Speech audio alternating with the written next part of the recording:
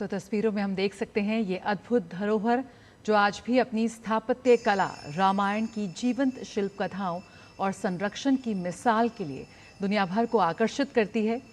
और मुकुल, वाकई बेहद अद्भुत है कि 1000 साल से भी पहले बिना आधुनिक मशीनों के आखिर कैसे खड़ा हुआ दुनिया के सबसे भव्य हिंदू मंदिर परिसरों में से एक ये प्रम्बानन। जावा की ज्वालामुखी चट्टानों से तराशी गई अद्भुत धरोहर, इसकी महान विरासत की निर्माण की कहानी भी बेहद अद्भुत है।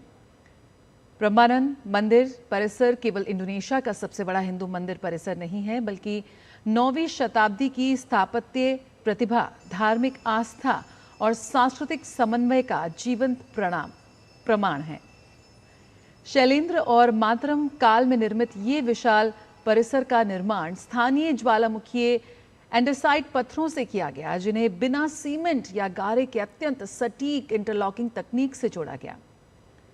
और यही वजह है कि सैकड़ों कारीगरों ने प्रत्येक पत्थर को सावधानीपूर्वक तराशकर इस तरह संयोजित किया कि आज भी 1000 वर्ष बाद इसकी भव्यता दुनिया को चकित करती है। बिल्कुल जया, और खासतौर से ना सिर्फ चकित बल्कि वहाँ जाकर जो महसूस होता है वो हम देख सकते हैं किस तरीके से फ़िलहाल प्रधानमंत्री वहाँ पर मौजूद हैं इस प्रम्बानन मंदिर परिसर में, अपने आप में काफ़ी ऐतिहासिक। और खासतौर से हमारे दोनों खास मेहमान जो हैं हमारे साथ जुड़े हुए हैं। सुरेश जी, आपसे समझना चाहेंगे, जब हम भारत की सांस्कृतिक विरासत को आज लगभग हर एक देश में नज़र आती है, जो कि वैश्विक मंच पर जिस तरीके से उसका प्रचार प्रसार हम देखते हैं, लेकिन इसमें अगर प्रधानमंत्री के योगदान की हम बात करें, क्योंकि प्रधानमंत्री ने हर एक मंच से लगातार भारत की जो सांस्कृतिक विरासत है इसको भी बढ़ावा दिया है, और विकास भी विरासत भी, इस मंत्र के साथ हम बढ़े हैं, ना सिर्फ अपने देश में बल्कि वैश्विक मंचों से भी लगातार इसकी बात प्रधानमंत्री ने कही है। और उसकी ही एक वानगी आज हम कह सकते हैं कि योग्यकार्ता इंडोनेशिया में भी हमें देखने को मिल रही है। जी, बिल्कुल। खास तौर पर भारत के संदर्भ में, और जो पिछले कुछ सालों में प्रधानमंत्री मोदी ने जो एक भारत की संस्कृति को आगे बढ़ाने का काम किया है, तो मैं ये कहना चाहूँगा कि हम लोगों ने अगर हम देखें कि जो भारतीय विरासत है, भारतीय संस्कृति है, हमने उसको जिस तरह से काम में लिया है कि एक वो सीमेंट बन जाता है लोगों के बीच में और बाकी संबंधों को आगे बढ़ाने का काम करता है, उसमें कोई कन्फ्रंटेशन नहीं होता है या किसी से कोई डिफरेंसेस हो या ऐसी स्थिति आ जाए कि आपस में वाद विवाद हो, वो नहीं होता है। बल्कि इस संस्कृति को लेकर के, जैसे कि हम देख रहे हैं अभी, इससे आगे बढ़ने में, आगे बातचीत करने में मदद मिलती है। तो इसीलिए हम बोलते हैं कि इस तरह की जो कल्चरल डिप्लोमेसी है, जहाँ पर कि हम अपनी हिस्ट्री को काम में लेकर के, अपने सिविलाइजेशनल डायलॉग को काम में लेकर के जी, हम एक आपस में एक प्लेटफॉर्म एस्टैब्लिश करते हैं ताकि बातचीत करने में आसानी हो और कोई विरोधाभास ना हो। जी बिल्कुल। अतुल अनेजा जी भी हमारे साथ जुड़े हुए हैं। अतुल अनेजा, हम देख रहे हैं तस्वीरों में प्रधानमंत्री और राष्ट्रपति सुबियांतो दोनों साथ साथ इस मंदिर परिसर की में परिक्रमा करते हुए। प्रधानमंत्री ने पहली बार भारत इंडोनेशिया संबंधों के लिए गंगा महाकम विजन प्रस्तुत किया। सिविलाइजेशनल कनेक्ट की बात हम यहाँ कर रहे हैं, साझा विकास की बात कर रहे हैं, सुरक्षा और स्ट्रैटेजिक ट्रस्ट है, मैरीटाइम प्रॉस्पेरिटी है, और साथ ही ग्लोबल साउथ की आवाज़ को और मुखरता से रखना। किस तरह से आप देखते हैं कि ये गंगा महाकम विजन भारत इंडोनेशिया संबंधों के लिए एक दीर्घकालिक रोड मैप माना जा सकता है? बिल्कुल जया जी, कि अब आपके जो रिश्ते इतने मजबूत हो रहे हैं, कल्चरल रिश्ते इतने मजबूत होते हैं, उसको एक तरह से प्रमाणित करने के लिए आपको एक कॉन्सेप्ट चाहिए, एक एक आइडियोलॉजी चाहिए। तो उसके अगर संदर्भ में देखें तो एक कंटिन्यूटी बनाने के लिए ये बहुत बड़ा योगदान देगा। ये जो इस तरह से जो हम एक नए कॉन्सेप्ट को ला रहे हैं भारत और इंडोनेशिया को जोड़ने के लिए, तो ये बहुत ज़रूरी है कि बाकी जितने भी हमारे पहलू हैं, कल्चरल पहलू हैं, उसको बाँधने के लिए और एक फ्यूचर का, जैसे आपने कहा कि एक रोड मैप को रेखांकित करने के लिए बहुत एक फोकस मिलता है।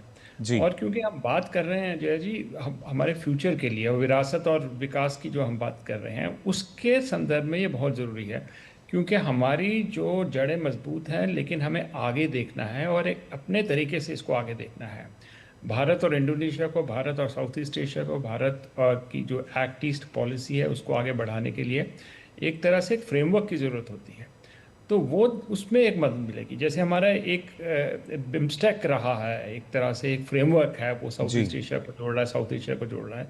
उसी तरह से हमको और कॉन्सेप्ट्स की ज़रूरत है जिसके संदर्भ में हम खासकर फोकल एरियाज़ के ऊपर और कॉन्सेंट्रेट करें और अपना जो भविष्य है उसको और उज्जवल कर सकें। तो ये एक बहुत ज़रूरी एक तरह से एक रोड मैप सामने हमारे नज़र आ रहा है। जी बिल्कुल अतुल जी, और इस तरह की जो रोड मैप है हम देख सकते हैं कैसे वैश्विक मंचों पर लगातार हमें देखने को मिलते हैं। बिम्स्टेक का आपने जिक्र किया, ब्रिक्स की भी अगर खास तौर से बात की जाए, भारत इस बार इसकी अध्यक्षता कर रहा है और इंडोनेशिया उसका सदस्य देश भी है। तो ऐसे में क्या माना जाए, क्या जो साझेदारी है वहाँ और भी ज़्यादा बेहतर होती हुई नज़र आती है, या G20 की भी अगर हम बात करें, जब 2023 में भारत में इसका आयोजन था तो वाराणसी में G20 की जो संस्कृति मंत्री हैं उनकी बैठक में काशी कल्चरल पाथवे की बात यहाँ सामने आई थी, और उसको लेकर भी हमने देखा था किस तरीके से जो सांस्कृतिक विरासत है उसको सहेजने की बात नज़र आती है। तो क्या इस तरह के जब मंचों पर दो साझेदार देश मिलते हैं तो एक दूसरे को सहयोग तो नज़र आता है, लेकिन उन देशों को आगे बढ़ाने की प्राथमिकता भी नज़र आती है?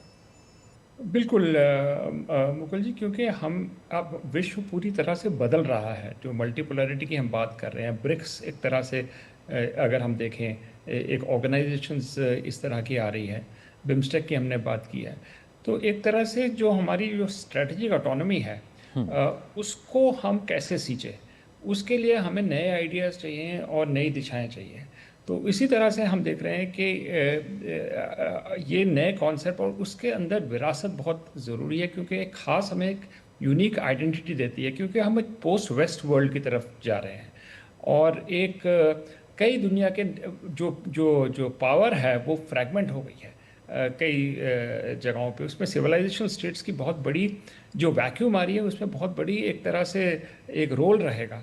तो जी। इंडिया, भारत है, इंडोनेशिया है, जिनकी सांस्कृतिक विरासत बहुत पावरफुल रही है, उनको साथ जुड़ने की बहुत ज़रूरत है। और इसीलिए जो कल्चरल एलिमेंट है, कल्चरल डिप्लोमेसी एक तरह से बुनियाद को और मजबूत करता है और एक नया पाथवे खोलता है, जी। जो एक तरह से एक अनचार्टेड टेरिटरी की तरफ भी हम जा रहे हैं, क्योंकि हम आगे देख रहे हैं, क्योंकि पुरानी दुनिया बदल रही है और नई दुनिया भी पूरी तरह से उभरी नहीं है।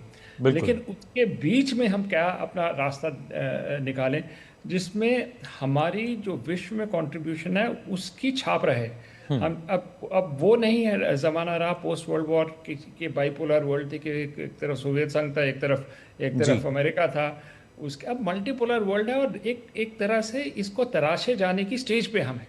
जी। तो उसके संदर्भ में अगर देखें तो ये बहुत बड़ा विजिट रहा है भारत और इंडोनेशिया का, और मुझे लगता है दोनों तरफ से ये इसकी जो कॉन्शियसनेस है बहुत साफ इंडोनेशिया में भी नज़र आ रही है। जिस गर्मजोशी से राष्ट्रपति सुबियांतो प्रधानमंत्री के साथ रहे, उनको रिसीव किया है एयरपोर्ट से, हर जगह, इवन डायस्पोरा इवेंट में भी वो साथ रहे हैं। जी। तो एक तरह से ये नए नेता जुड़ रहे हैं आपस में, एक पर्सनल केमिस्ट्री भी एक नई सोच के साथ जुड़ रही है, और ये हमें आगे की दिशा दिखाने में बहुत मदद करेगी, क्योंकि पर्सनल लेवल पे भी आप कन्विंस्ड है, आपकी सोच एक साथ अलाइंड है, तो फिर आप जो है उतनी ही एनर्जी के साथ एक नए वर्ल्ड ऑर्डर की तरफ जा सकते हैं।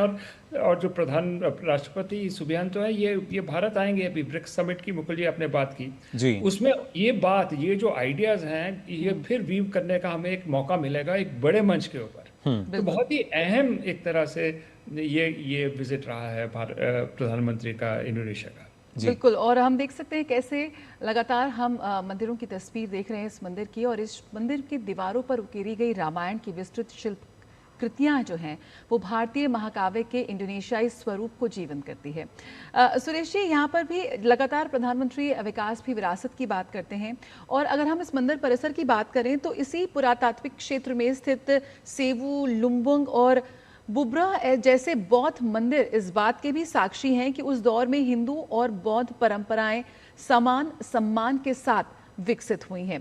प्रधानमंत्री नरेंद्र मोदी विभिन्न मंचों पे कह चुके हैं कि ये युद्ध का नहीं बुद्ध का समय है और बौद्ध धर्म और बौद्धिक मान्यताओं को किस तरह से संरक्षित भारत कर रहा है, ये लगातार हम देख रहे हैं। बुद्ध के अवशेष आज विभिन्न देशों के साथ हमारी सांस्कृतिक कड़ी का एक बहुत ही महत्वपूर्ण कड़ी बन चुके हैं। किस तरह से आप देखते हैं कि कैसे प्रधानमंत्री ने इंडोनेशिया में जो मंदिर परिसर का प्रधानमंत्री का दौरा है वो महत्वपूर्ण है, और साथ ही जब इंडोनेशिया की धरती से प्रधानमंत्री ने पूरे विश्व को शांति का संदेश दिया है?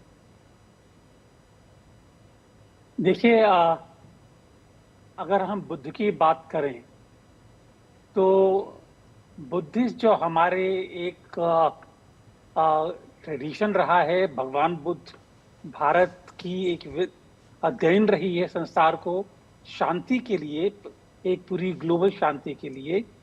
तो उसमें अगर हम इस मंदिर की बात करें जहां पर कि एक तरह से बुद्धिस्ट आर्किटेक्चर, जो बुद्धिस्ट ट्रेडिशंस है और हिंदू ट्रेडिशंस, वो सब इसमें मिलकर के बनेगी।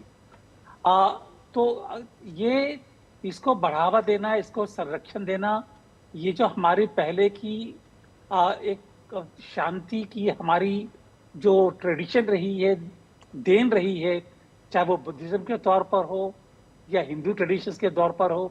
अगर हम बात करते हैं, देखिए जैसे शिव की बात करते हैं, मान लीजिए हम, तो शिव एक समझा जाता है कि वो पूरे विश्व को बनाने वाले क्रिएटर, वो सब उसमें सम्मिलित हैं। और ये जो है एक तरह से किंवदंती जो रही है, ये अभी भी प्रचलित है वहां पर ये। तो इसको आगे बढ़ाना हमारा साफ मैसेज ये रहता है कि हम आपसे सहयोग करते हैं। हालांकि मैं एक चीज कहूंगा यहाँ पर, क्योंकि वो भी इसलिए कि इसका बात का जिक्र पहले हुआ मल्टीपोलर वर्ल्ड के तौर पर और मल्टीपोलैरिटी के तौर पर, मैं ये कहना चाहूंगा कि यहाँ पर मल्टीपोलैरिटी अपनी जगह है, लेकिन सबसे इंपॉर्टेंट चीज ये है कि हमारी विचारधारा क्या है, हम क्या देखते हैं और आप क्या देखते हैं। तो आप ब्रिक्स में आएंगे तब भी इसी विचारधारा को लेकर के कि हम मिलकर के एक जो ग्लोबल ट्रेडिशन है कि विश्वरूप करके उसको लेकर के जो हम करना चाहते हैं, उसमें हमारा साथ काफी जरूरी है। और वो भी इसलिए कि आसियान में, साउथ ईस्ट एशिया में सबसे बड़ा देश इंडोनेशिया है पॉपुलेशन के तौर पर। इकोनॉमी के तौर पर सबसे बड़ा देश है सिंगापुर, और इसके चारों तरफ जो उनकी पूरी अर्थव्यवस्था घूमती है, उसमें इंडोनेशिया का बहुत बड़ा रोल है। तो हम इस एक इंडो पैसिफिक एरिया में, जो आसियान में जो 2-3 देश जिनका साथ सबसे ज्यादा जरूरी हो जाता है, वो है इंडोनेशिया और सिंगापुर, और इसके अलावा इंडो चाइना में वियतनाम। तो मैं समझता हूं कि इसको देखते हुए हम सही दिशा में आगे जा रहे हैं। जी बिल्कुल, लगातार एक सही दिशा, बल्कि इसके साथ साथ सकारात्मक दिशा, क्योंकि जिस तरीके के वैश्विक हालात नज़र आते हैं, उथल पुथल नज़र आती है, ऐसे में अतुल जी आपको लगता है कि आवश्यकता है एक सकारात्मक दिशा की, और भारत शायद पूरे विश्व को वही दिशा लगातार दिखा रहा है और वही संदेश दे रहा है? बिल्कुल मुकुल जी, अगर आपने बात की थी G20 की जो 2023 में की थी, उसके अंदर हमारा डॉक्ट्रिन बिल्कुल साफ आया था कि हम एक पुल का रूप करेंगे, एक तरह से एक रोल परफॉर्म करेंगे जी, जिसमें नॉर्थ और साउथ और ग्लोबल साउथ को जोड़ने के का जो न्यूक्लियस है वो भारत रहेगा। तो एक तरह से पूरे, और जो हम बात करते हैं वसुधैव कुटुंबकम की, वर्ल्ड इज वन फैमिली, ये जोड़ने की बात है। लेकिन एक तो ये हो गया डॉक्ट्रिन, लेकिन उसको जमीन पे कैसे उतारा जाए, किस तरह से हम कोऑपरेट करें एक दूसरे, कनेक्टिविटी के इश्यूज हैं वो कैसे हम जोड़ें। जैसे आईमेक की एक तरफ से बात हुई है, हमारा north south international transport corridor की बात होती है, और साथ में बात आती है कि हम कैसे ग्लोबल साउथ को विश्व मंच पे लेके आए। 56 देश थे अफ्रीकन यूनियन के जिनको हम लेके आए G20 के फ्रेमवर्क के अंदर जी। तो एक तरह से जब विश्व में इतनी उथल पुथल चल रही है, ईरान के युद्ध के बाद हम खासकर देखते हैं, तो इस वक्त एक नया पाथवे, एक प्रोग्रेसिव और फॉरवर्ड लुकिंग पाथवे को सामने, दुनिया के सामने रखना बहुत ज़रूरी है। मुझे लग रहा है कि, और वो भी एक इंक्लूसिव अप्रोच से। अगर आप देखें भारत का जो free and open Indo Pacific का जो जो मूल मंत्र है, उसमें फ्री एंड ओपन के साथ साथ एक तीसरा शब्द यूज होता है, इंक्लूसिव। जी। Free and open and inclusive Indo Pacific. तो बात है कि इंडो पैसिफिक के देशों को जोड़ने की बात हो रही है। और अगर हम देखें तो ये, अगर प्रधानमंत्री के अपने विजिट्स देखें हम मुकुल जी, जी। तो शुरू हो रहा है सेशेल से, जो एक वेस्टर्न पार्ट है हिंद महासागर का। फिर उसके बाद आ रहे हैं इंडोनेशिया, जी। जो एक तरह से, जो हम उसको पूर्वी एक तरह से पिलर देखते हैं हिंद महासागर का। और इसके बाद जा रहे हैं ऑस्ट्रेलिया, जी। जो एक इंडो पैसिफिक का एक तरह से जुड़ता है।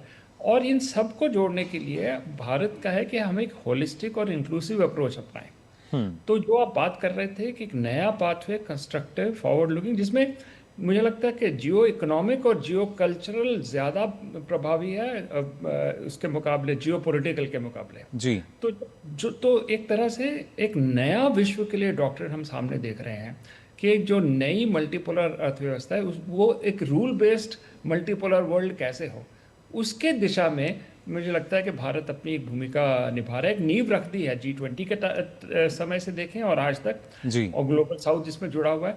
मुझे लगता है कि इस सोच को आगे बढ़ाना है। और बाकी के विश्व मंच हैं, जैसे कि हमारा ब्रिक्स समिट आगे आने वाला है जी। या यूनाइटेड नेशंस में, UNGA में होगा। मुझे लगता है कि अब समय आ गया है कि हम अपना एक कंस्ट्रक्टिव, सकारात्मक एक तरह से डॉक्ट्रिन जो है विश्व के सामने रखें, खास करके जो आजकल की परिस्थिति है।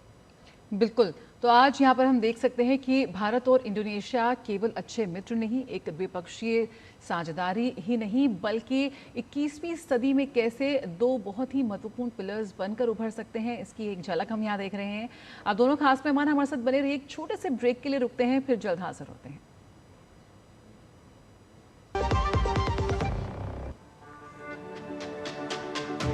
मेरी पसंद, मेरी पसंद, मेरी पसंद, मेरी पसंद, हमारी पसंद, हम सबकी पसंद। मजबूत देश का मजबूत सरिया हो गया स्टील। तो ब्रेक के बाद आप सभी का एक बार फिर स्वागत हमारी इस विशेष पेशकश में। लगातार आपको बता रहे हैं किस तरीके से प्रधानमंत्री का इंडोनेशिया का जो दौरा है और वहाँ सांस्कृतिक मूल्यों की जो है लगातार हम बात कर रहे हैं। ख़ासतौर से जब हम देखते हैं इस तरह की तस्वीरें नज़र आती हैं और सांस्कृतिक विरासत को सहेजने के लिए अलग अलग स्तर पर प्रधानमंत्री ने कई इस तरह के कदम उठाए हैं जो अलग अलग देशों में भी हमने देखा है। बिल्कुल। और जिस तरह से हमारे साथ इस वक्त हमारे दो खास मेहमान जुड़े हुए हैं, उनका रुख करते हैं। सुरेश जी, आपसे यहाँ बात करना चाहेंगे। लगातार प्रधानमंत्री के दो बहुत ही महत्वपूर्ण संबोधन यहाँ पर हमने देखे। अगर हम जॉइंट स्टेटमेंट की बात करें और उसके बाद कम्युनिटी इवेंट में भी प्रधानमंत्री, और लगातार प्रधानमंत्री ने अपने संबोधन में इतिहास, विरासत, समुद्री सुरक्षा, स्पेस तकनीक, लोकतंत्र और ग्लोबल साउथ, इन तमाम चीज़ों का उल्लेख किया।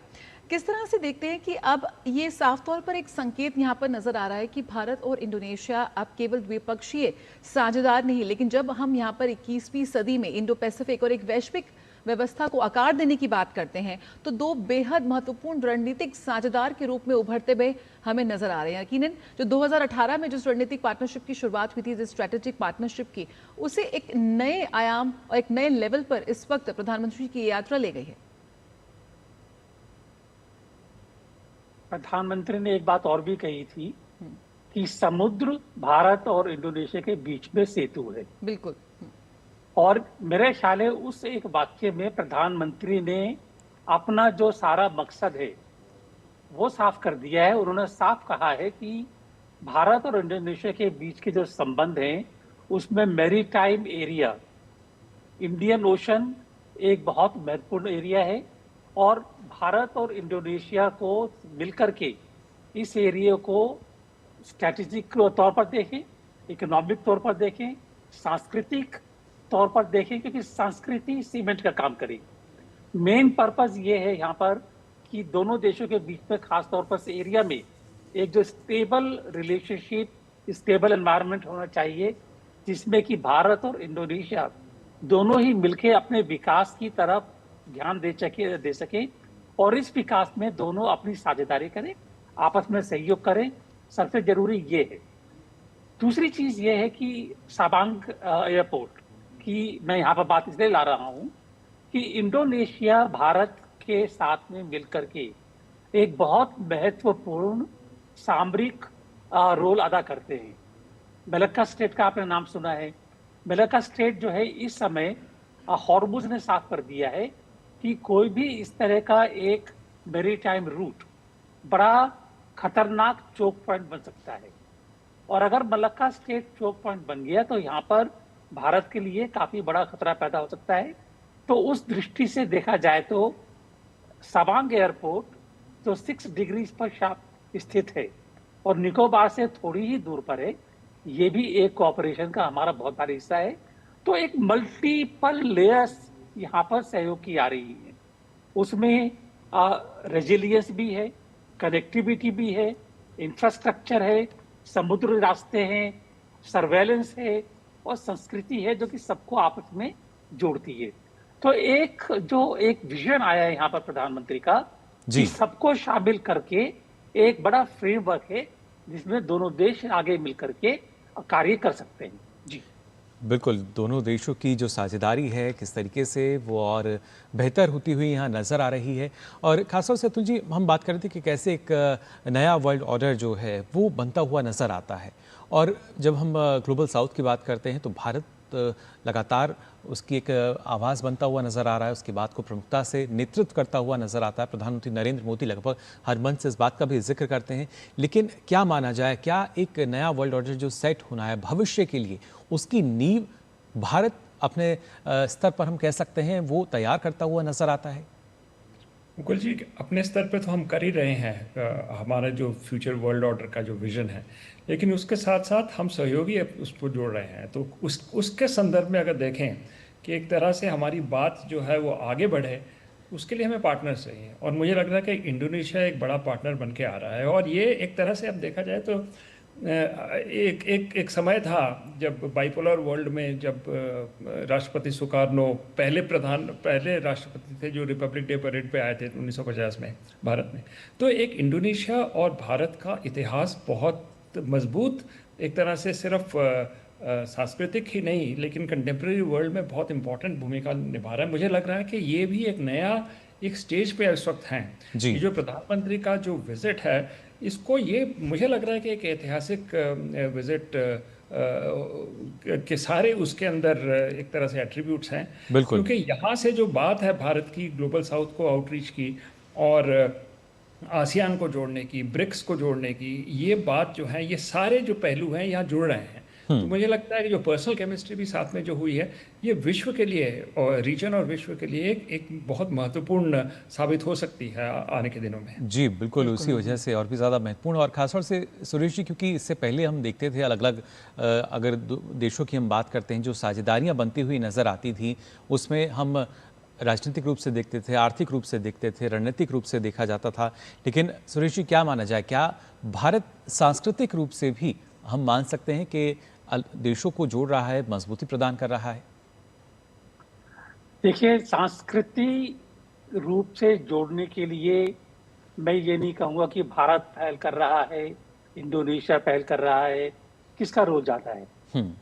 संस्कृति एक ऐसी व्यवस्था है जिसमें कि दोनों देश समान रूप से आगे बढ़ करके एक दूसरे से हाथ मिलाते हैं, एक दूसरे के गले मिलते हैं, और ये साफ जाहिर हो जाता है कि दोनों के मन मिल रहे हैं, खाली दिमाग नहीं, मन से बातचीत हो रही है। ये सबसे जरूरी है। और मेरा ख्याल है इस संदर्भ में एक चीज मैं कहना चाहूंगा, बहुत जरूरी है वो, कि आसियान के ऊपर दो बड़े देशों का बहुत प्रभाव है, भारत और चाइना जी। और चाइना का जहां तक प्रभाव आता है, उस प्रभाव में दोनों का असर है, दोनों का थोड़ा असर में फर्क है। आप ये देखेंगे कि आसियान देश कई बार उन दोनों को बैलेंस करना पड़ता है कि किसकी बात वो ज्यादा सुने, किसकी बात कम सुने। तो भारत ने जाहिर कर दिया है कि बिल्कुल। और आइए मंदिर परिसर का दौरा करने के बाद प्रधानमंत्री मोदी ने क्या कुछ कहा, ये वो देखते हैं। Ladies and gentlemen, the plaque entitled Indonesia, India collaborative heritage conservation for Prambanan Temple has now been officially unveiled. मेरे परम मित्र और इंडोनेशिया के लोकप्रिय राष्ट्रपति प्रबोवो जी, उनके साथ यहाँ आए हुए मंत्रिपरिषद के सभी वरिष्ठ साथी, इंडोनेशिया के और भारत के मेरे भाई और बहनों, ये मेरा सद्भाग्य है, कहीं न कहीं मुझे शिव जी के साथ जुड़ने का अवसर मिल ही जाता है। मेरा जन्म वडनगर में हुआ। हाटकेश्वर महादेव एक बहुत बड़ा तीर्थ क्षेत्र है। सोमनाथ द्वादश ज्योतिर्लिंग में सबसे पहला ज्योतिर्लिंग जो गुजरात की धरती पर है और जिसकी विकास में भी मेरी सीधी जिम्मेवारी है। और मेरा राजनीतिक कार्यक्षेत्र काशी विश्वनाथ महादेव, उसके आशीर्वाद मुझ पर हर निरंतर बने रहे हैं। चाहे केदार धाम का पुनर्निर्माण हो, चाहे उज्जैन महाकाल का पुनर्निर्माण हो, या आज यहां पर आकर के करीब करीब 1200 साल पुराना ब्रह्मा विष्णु महेश इन यादों को साथ जुड़ी हुई एक हमारी सांस्कृतिक विरासत का पुनरुद्धार और उसका रिनोवेशन का काम, उसका प्रारंभ करने का सौभाग्य भी मुझे मिला। मैं अपने आप में बहुत बड़ा भाग्यशाली मानता हूं। मेरे लिए बहुत सुखद अनुभव रहा। मेरी यात्रा का आज तीसरा दिवस है, लेकिन यहाँ के जीवन में, यहाँ की बातों में, यहाँ की हवा में एक संस्कृति की खुशबू है। वो खुशबू जो हम भारत की धरती पर पल पल अनुभव करते हैं। ये खुशबू हमारी सांस्कृतिक विरासत भी अपने आप में अपनत्व से जोड़ती है। 1200 साल मैं यहाँ के लोगों का हृदय से धन्यवाद करता हूं कि उन्होंने इतनी बड़ी विरासत को जिस प्रकार से संभाला है, जिस प्रकार से संवारा है और श्रद्धा भाव से किया है। इसलिए मैं इंडोनेशिया के नागरिकों का भी और अब तक रहे हुए सभी शासकों का भी मैं हृदय से अभिनंदन करता हूं। अगर मैं लासा में कैलाश मानसरोवर की यात्रा करता हूं और आज मैं इंडोनेशिया के इस पवित्र टेम्पल में आता हूं, मैं देख रहा था एक ही गुंज महामृत्युंजय जाप यहां हो रहा था। ओम नमः शिवाय का उच्चारण हर कोई कर रहा था। ये अपने आप में हृदय को स्पर्श करने वाला था। और मैं देख रहा हूं कि योग्यकार्ता के इस भव्य मंदिर कॉम्प्लेक्स में अब जब हम पुनर्निर्माण का काम करने जा रहे हैं और ये यूनेस्को का वर्ल्ड हेरिटेज है, मुझे पूरा विश्वास है आज के बाद भारत के यात्री तो यहां जरूर आएंगे। दुनिया के दूर दूर क्षेत्रों में कहीं पर भी जाएं, हमें कहीं न कहीं भारत की सांस्कृतिक विरासत के दर्शन होते हैं।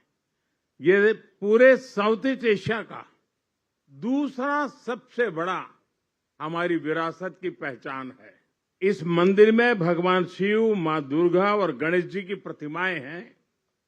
सदियों तक इस मंदिर में बहुत आस्था से पूजा होती रही है। आज मुझे भी इस मंदिर के दर्शन और बिल्कुल शास्त्रोक्त रूप से पूजन करने का सौभाग्य मिला है। ये मेरे जीवन के लिए बहुत ही चैतन्यपूर्ण क्षण मैं मान सकता हूं। मित्र प्रेसिडेंट प्रबोवो जी, उनके साथ यहां आने से ये आयोजन मेरे लिए विशेष हो गया है। ईश्वर से भारत इंडोनेशिया की मित्रता को मजबूत करने, हम दोनों देशों के नागरिकों के कल्याण और दोनों देशों के तेज विकास के लिए परमात्मा से प्रार्थना की है, भक्ति भाव से पूजा की है। मुझे पूरा विश्वास है मेरे मित्र राष्ट्रपति जी जिस प्रकार से किसी काम को हाथ में लेते हैं तो एक फौजी के नाते बहुत वेल प्लान करते हैं और समय से पहले पक्का पूरा करेंगे। और आज उन्होंने मुझसे प्रॉमिस लिया है कि 29 के पहले इस काम को हम कर लेंगे और आपको दोबारा आना है। मैं आपको वादा करता हूं कि मैं इसके पुनर्निर्माण के बाद जरूर यहां आऊंगा और आपके साथ इस उत्सव को मनाऊंगा। राष्ट्रपति जी, मैं इंडोनेशिया में लैंड हुआ और अब थोड़ी देर के बाद विदाई दूंगा, लेकिन आपने जो समय निकाला, पूरा समय आप मेरे साथ रहे और हर कार्यक्रम में जिस प्रकार से आपने बारीकी से इसका प्लानिंग किया, एग्जीक्यूशन किया, एक मित्र के नाते इतने शानदार स्वागत के लिए, इतनी आत्मीयता के लिए मैं भारत के 140 करोड़ नागरिकों की तरफ से और व्यक्तिगत रूप से मेरी तरफ से मैं आपका बहुत बहुत आभार व्यक्त करता हूं। बहुत बहुत धन्यवाद।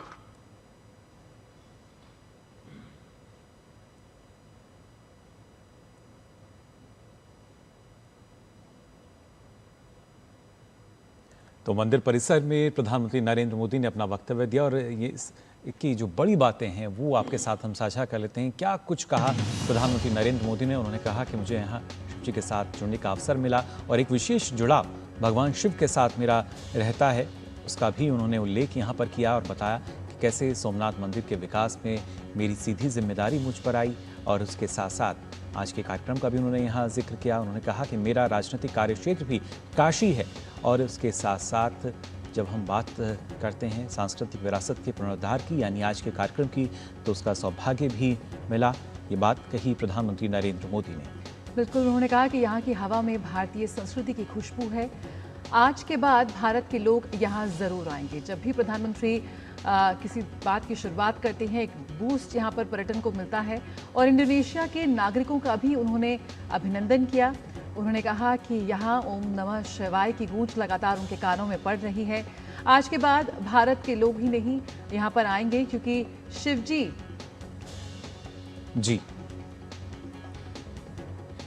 भारत इंडोनेशिया की मित्रता और मजबूत होगी क्योंकि आज सांस्कृतिक ही नहीं बल्कि विभिन्न आयामों से भारत और इंडोनेशिया और भी ज़्यादा मजबूती से जुड़ गए हैं और साथ ही 2029 से पहले मंदिर पुनर्निर्माण का काम पूरा होगा, ऐसा प्रधानमंत्री नरेंद्र मोदी ने कहा। और उन्होंने कहा कि जब ये पुनर्निर्माण का काम पूरा होगा तब मैं यहाँ फिर आऊँगा और उस उत्सव का साक्षी बनूंगा। भारत ही नहीं बल्कि आज दुनिया के कई देशों में जो सांस्कृतिक पुनरुद्धार हो रहा है उसके हम साक्षी हैं। प्रधानमंत्री नरेंद्र मोदी ने काशी का जिक्र किया और काशी विश्वनाथ कॉरिडोर का जो कायाकल्प हुआ है वो हम सब उसके साक्षी हैं और उसी की एक झलक यहाँ पर इंडोनेशिया में भी देखने को मिल रही है। हमारे साथ हमारे खास मेहमान इस वक्त जुड़े हुए हैं। एक यहाँ पर उनसे उनकी एक टिप्पणी यहाँ पे लेना चाहूँगी। अनेजा साहब, जिस तरह से प्रधानमंत्री वहाँ पर पहुँचे, मंदिर परिसर का पूरा उन्होंने वहाँ पे परिक्रमा की और हमने देखा कि कैसे एक स्मरण पट्टिका का भी अनावरण हुआ है भारत और इंडोनेशिया की साझेदारी को और प्रमाणित करते हुए कैसे पुनरुद्धार में, इस सांस्कृतिक पुनरुद्धार में दोनों देश एक साथ खड़े नजर आएंगे। किस तरह से आप देखते हैं इसको? एक सिंबॉलिकली जया जी बहुत ही इम्पोर्टेंट एक क्षण था ये, जिस तरह से प्रधानमंत्री ने ये जो इनॉग्रेशन, एक तरह से ये जो रेस्टोरेशन का जो कार्य है उसकी एक तरह से स्थापना की है। लेकिन जो वाक़या थे, जो जिस भावना से प्रधानमंत्री ने अपने विचार को सामने किया है कि एक कंटिन्यूटी बनती है कि भारत में सोमनाथ मंदिर से लेके यहाँ इंडोनेशिया के मंदिर तक एक तरह से एक कॉमन सांस्कृतिक कड़ी है जिसका वो एक तरह से एक्सपीरियंस कर रहे थे। और साथ में मुझे एक और चीज़ जया जी लगी कि उन्होंने जो राष्ट्रपति प्रभुओ हैं उनके साथ भी जो कहा, जिस अपनी भावनाओं को प्रकट किया कि आप मेरे साथ रहे हैं, आप हर पल आपने अपना समय दिया, तो बड़े दिल से उन्होंने अपनी ये बात कही। मुझे लगता है कि ये जो हमने विजुअल देखा है जी एंड में, कि दोनों ने अपने हाथ पकड़े और उसको एक तरह से दुनिया के सामने पेश किया अपनी सॉलिडारिटी को, ये एक बड़ा बड़ा विजुअल रहेगा, क्योंकि ये एक इंडोनेशिया और भारत के नए संबंध, नई ऊर्जा और नई नींव जो है एक तरह से रखी जा रही है। और बात आगे कंटिन्यूटी भी की कि 2029 में फिर वापस आऊँगा और फिर हम दोनों इस को इनॉग्रेट करेंगे। तो मुझे लगता है कि सांस्कृतिक इवेंट ज़रूर था, लेकिन उसके अंदर और बहुत पॉलिटिकल और पर्सनल एलिमेंट भी जुड़ा हुआ था, जिसके कारण जो आगे की जो हमारे रिश्ते हैं वो सिर्फ भारत और इंडोनेशिया के नहीं, लेकिन एक तरह से रीजन और ग्लोब को इम्पैक्ट करेंगे, क्योंकि दुनिया जैसे हमने बात की है कि बदल रही है, उसमें ये दो नेता जो हैं इनकी एक बहुत बड़ी भूमिका हो सकती है। जी बिल्कुल, दोनों की बड़ी भूमिका। और खासतौर से अतुल जी, जिस तरीके से प्रधानमंत्री ने एक जो हम कह सकते हैं, हमारे देश में भी कई बार हमने देखा है, जो कहते हैं उसको पूरा करके दिखाते हैं। 2029 तक का उन्होंने यहाँ एक अपनी बात में कहा कि 2029 तक इसका जो पुनरुद्धार है, जीर्णोद्धार है, वो पूरा हो जाएगा। तो एक लक्ष्य भी वहाँ पर दिया है। और साथ ही साथ पर्यटन के लिहाज से अगर देखा जाए, उन्होंने कहा कि तमाम जो भारतीय जो अब तक आते थे उनसे मैं यहाँ पर मैं चाहूँगा कि वो यहाँ ज़रूर आएँ। क्या महत्व है इसका वो भी जाने, और ये महत्व सिर्फ वहाँ तक सीमित ना रहे। मुकुल जी, अगर हम देखें तो हमने बात पहले की है बुद्धिस्ट सर्किट की एक तरह से, लेकिन मुझे लगता है कि अब ये एक धार्मिक सर्किट के रूप में हमें देखने की ज़रूरत है, क्योंकि धार्मिक एक तरह की जो रिलीजन है वो एक साथ जुड़े हुए हैं, यहाँ पर नज़र आते हैं। तो एक तरह से अपनी विरासत को पहचानने के लिए टूरिज़्म की जो इम्पैक्ट है उसको देखते हुए ये ज़रूरी है कि ये जो नया सर्किट बने उसमें इंडोनेशिया का ये खास करके ये दौरा, ये मंदिर जो है प्रवान मंदिर, इसके ये ज़रूर इसमें जोड़ा जाए। दूसरी बात एक और मैं कहना चाहूँगा कि आपने कहा कि प्रधानमंत्री जो कहते हैं वो करके दिखाते हैं, 2029 का लक्ष्य रखा है, लेकिन उन्होंने एक और बात कही कि भाई प्रबोवो जो राष्ट्रपति हैं इंडोनेशिया के, वो भी एक फौजी उनकी लीनियज रही है, स्पेशल फोर्सेस के कमांडर रहे हैं, और वो भी एक नियमित रूप से भी अपने जो काम को है समाप्त करते हैं। तो एक तरह से तो दोनों के बीच यहाँ भी एक समानता है, यानी बिल्कुल समानता है, डिसिप्लिन है, समानता है, और साथ में एक डेडलाइंस, जर्नलिस्ट होने के नाते हम डेडलाइंस को ज़्यादा समझते हैं कि भी 2029 की डेडलाइन है तो उसको पूरा करना ही करना है। बिल्कुल। तो एक तरह से इच्छा शक्ति जया जी इसमें नज़र आती है कि इस कार्य को ले लिया है और करके दिखाएंगे। जी, और जिस तरह से हमने देखा कि प्रधानमंत्री लगातार जो उनके दोनों वक्तव्य रहे उसमें साझा विकास और साझा भविष्य की यहाँ पर बात की, और इंडोनेशिया की भी बात करें तो पर्यटन उसकी अर्थव्यवस्था का एक महत्वपूर्ण कड़ी यहाँ पर है। और महामारी और कोरोना के बाद जिस तरह से हमारे इस पर्यटन उद्योग को रिवाइव करने का बीड़ा यहाँ पर प्रधानमंत्री नरेंद्र मोदी ने भी उठाया था। लगातार हमारे देश में हमने देखा कि कैसे धार्मिक सर्किट्स का विकास हुआ, डेवलप किया गया। अलग अलग जगह कर प्रधानमंत्री जब भी जाते हैं तो कहते हैं कि भारतीय को आना चाहिए, आप यहाँ पर आएंगे, और यहाँ बात उन्होंने इंडोनेशिया के लिए की है। तो कहीं ना कहीं एक दोनों देशों के लिए एक विन विन सिचुएशन, और जब साझा भविष्य और साझा विकास की बात प्रधानमंत्री ने कही और यहाँ पर एक बार फिर उसको स्पष्ट रूप से कहा, तो पर्यटन के लिहाज से भी दोनों देशों की ये जो साझेदारी है उसको आप कितना लंबा जाते हुए देखते हैं? बहुत उसमें कैसे कहते हैं ना कि फ्यूल टैंक में बहुत गैस है, वो ज़रूरी है बहुत। इसमें इस बात पे ये जो पर्यटन की जो बात है ये बहुत आगे तक जाएगी जय जी, इसलिए क्योंकि इसकी जो बुनियाद है वो सांस्कृतिक है और टाइमलेस है। इसकी वजह से ये एक ख़ास अट्रैक्शन एक रहेगी, क्योंकि ये ऑर्डिनरी कहीं आप गोवा के बीच में नहीं जा रहे, आप अपनी संस्कृति को रेनफोर्स कर रहे हैं, जिसका एक तरह से मानसिक रूप से और स्पिरिचुअल रूप से बहुत बड़ी ताकत है।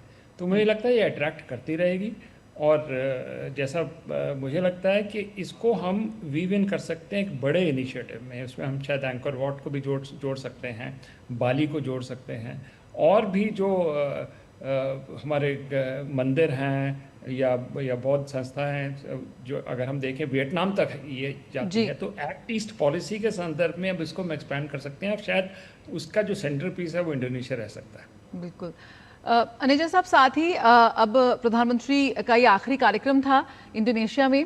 किस तरह से देखते हैं 2018 में जो स्ट्रेटेजिक पार्टनरशिप की शुरुआत हुई थी और इस बार जो महत्वपूर्ण समझौते हुए हैं और जो महत्वपूर्ण घोषणाएं हुई हैं, चाहे हम समुद्री सुरक्षा की बात करें, कृषि क्षेत्र की बात करें, हेल्थ सेक्टर की बात करें या स्पेस टेक्नोलॉजी की बात करें, किस तरह से सबसे बड़ा टेक अवे आपको नजर आता है यहाँ पर प्रधानमंत्री की यात्रा में? देखिए, एक तरह से जो स्ट्रेटेजिक पार्टनरशिप और मजबूत हुई है, मुझे लगता है कि सबांग पोर्ट का अगर हम देखें तो वो एक बहुत बड़ी उपलब्धि है। अगर हम इसको जोड़ें अंडमान के साथ और स्ट्रेट ऑफ मलाक्का के साथ, एक आउटपोस्ट एक तरह से बना।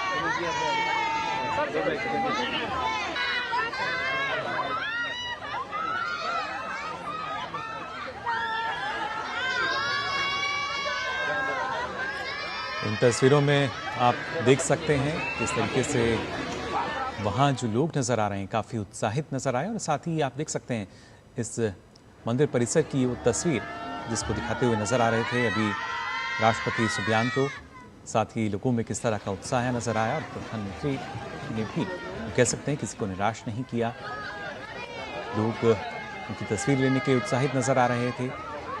प्रधानमंत्री ने सभी का हाथ हिलाकर अभिवादन भी किया, बच्चों के साथ हाई फाई भी करते नजर आए, और ये जताते हुए कि किस तरीके से अपनापन जो है इंडोनेशिया के साथ भारत महसूस करता है। और इसका जिक्र प्रधानमंत्री ने अपने यहाँ वक्तव्य में भी दिया और बताया कि कैसे जो यात्रा है काफ़ी महत्वपूर्ण रही है, और ख़ासतौर से मंदिर परिसर की अगर हम बात करें तो वहाँ पर हमने देखा इन तस्वीरों के ज़रिए एक शानदार तस्वीर है यहाँ नज़र आई।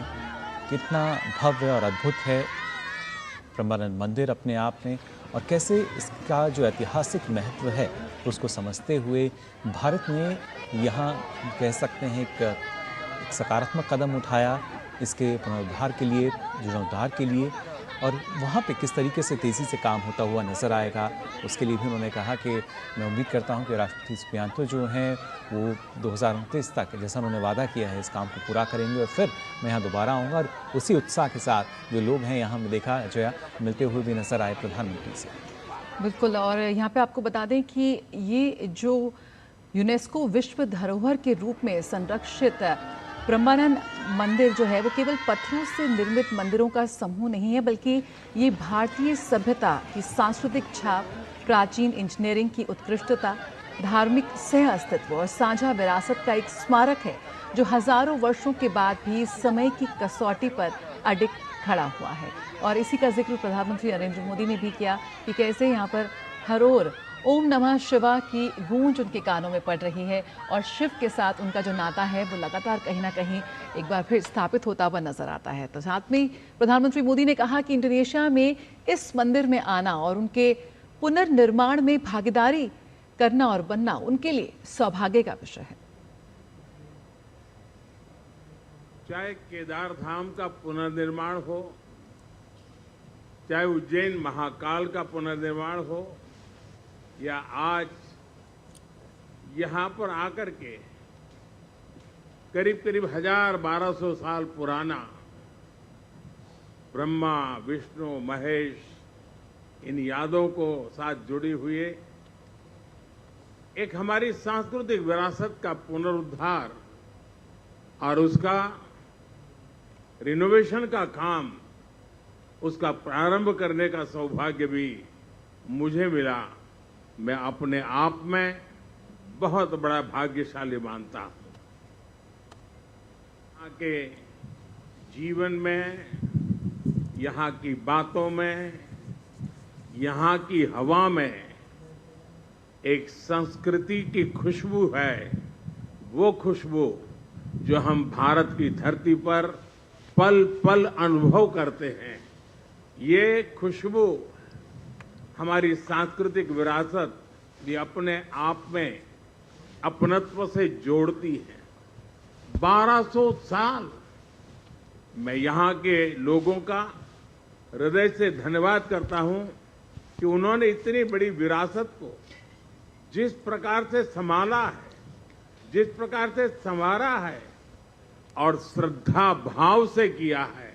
इसलिए मैं इंडोनेशिया के नागरिकों का भी और अब तक रहे हुए सभी शासकों का भी मैं हृदय से अभिनंदन करता हूं। तो हमने सुना यहाँ प्रधानमंत्री को कितनी महत्वपूर्ण बातें उन्होंने इस दौरान कही, और खासतौर से जो ये यात्रा थी ये भी काफ़ी महत्वपूर्ण रही है। प्रधानमंत्री मोदी ने कहा कि 2018 में स्थापित व्यापक रणनीतिक साझेदारी अब एक नई दिशा लेती हुई नज़र आ रही है। नई साझेदारी जो है वो नज़र आती है, नई ऊंचाइयों पर दोनों देशों के जो संबंध हैं वो पहुँचते हुए नज़र आते हैं। बिल्कुल, विभिन्न क्षेत्रों में हमने देखा कि कैसे भारत और इंडोनेशिया आज एक साथ आ गए हैं। कोस्ट गार्ड सहयोग की बात करें, ब्लू इकोनॉमी की बात करें, पोर्ट विकास, डिजिटल पब्लिक इंफ्रास्ट्रक्चर, तमाम ऐसे क्षेत्र हैं जहां पर आज भारत और इंडोनेशिया एक साथ खड़े नजर आ रहे हैं। और सबसे दिलचस्प बात यह है कि इस साझेदारी का आधार केवल रणनीतिक और आर्थिक हित नहीं बल्कि साझा सभ्यतागत विरासत भी है। ब्रह्मानंद मंदिर संरक्षण की बात करें या फिर यूपीआई क्रिस एकीकरण या फिर IIM बेंगलुरु का इंडोनेशिया में कैंपस, तमाम ऐसे पहलू हैं जो भारत और इंडोनेशिया के रिश्तों को एक नई ऊंचाई देते हैं और प्रधानमंत्री नरेंद्र मोदी की इस यात्रा को बेहद ऐतिहासिक और निर्णायक बनाते हैं। बिल्कुल, और यहाँ पर हमने देखा कि एक खासतौर से अलग अलग स्तर पर जब हम देखते हैं तो एक जो मित्रता है, एक दोस्ती का जो संदेश है वो भी यहाँ पर हमें नजर आया। लेकिन फिलहाल इस पेशकश में बस इतना ही। मुझे और जया को दीजिए अनुमति। नमस्कार।